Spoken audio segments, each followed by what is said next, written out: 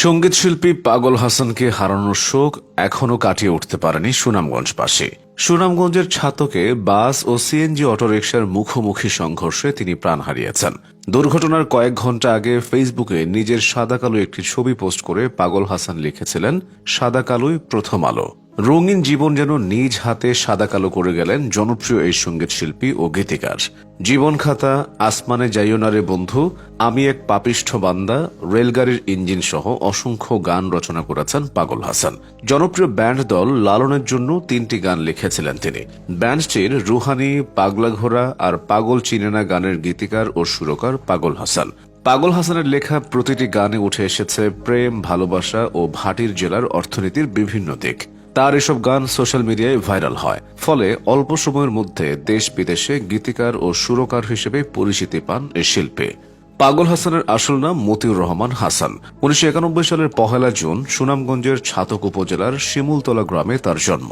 টকবগে এই তরুণের খুব দুঃখের জীবন ছিল। গান লিখতে হলে নাকি বুক ভরা পরম দুঃখের দরকার। তিনি নিজেই এমনটি বলেছিলেন। সেই দুঃখবোধ তার গান, সুর ও সাধনায় প্রকাশ পেয়েছে। ছোটবেলায় বাবাকে হারান, কঠিন দারিদ্র্যের সঙ্গে লড়াই করতে করতে জীবনের এতটা পথ পাড়ি দিয়েছেন। পাগল হাসান ছাতক উপজেলার শিমুলতলা গ্রামের ছেলে। হাসান ছিলেন মা বাবার একমাত্র ছেলে। তার 3 বোন আছে। কৃষি কাজ করে তার বাবা সংসার টানতেন, কিন্তু 5 বছর বয়সে বাবাকে হারান তিনি। এরপর মা আমিনা বেগম ছেলে মেয়েদের নিয়ে অকুল দরিয়ায় ভাসেন। সন্তানদের বড় করতে দুবেলা দুমুঠো ভাতের জোগাড় করতে নিজে শ্রমিকের কাজ করেছেন। সংসারের টানাপোড়েনে হাসানকেও নানান জায়গায় কাজ করতে হয়েছে।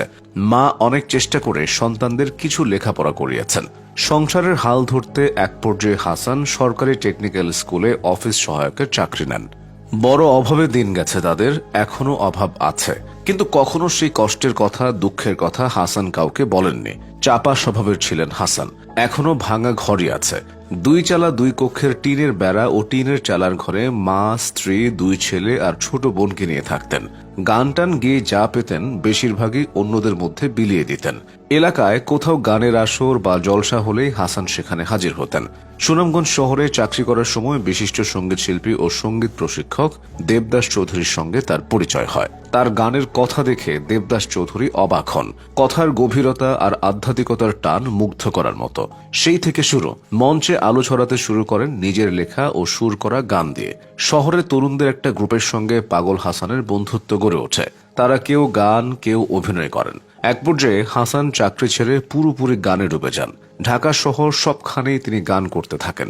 ইউটিউবে তার গান জনপ্রিয় হতে থাকে। তার একটা গানের দল ছিল পাগল এক্সপ্রেস নামে।